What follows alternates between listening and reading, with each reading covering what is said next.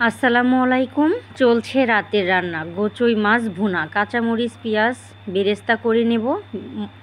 মাছের মশলা, হলুদ মরিচ ধনিয়া লবণ এগুলো দিয়ে, আর সাথে জিরা বাটা রসুন বাটা দিয়ে মশলা ভালো করে কষিয়ে নিয়ে সামান্য পরিমাণ পানি দিয়ে ভালো করে কষিয়ে নিয়েছি। তাতে গোচই মাছগুলো দিয়ে ভালো করে ভুনা করা হচ্ছে।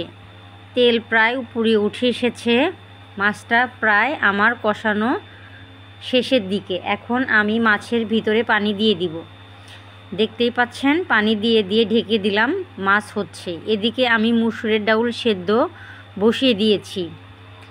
তো মাছ রান্না আমার শেষ।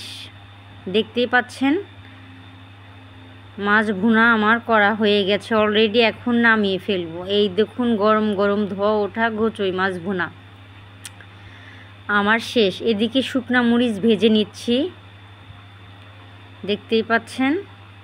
আর মুসুর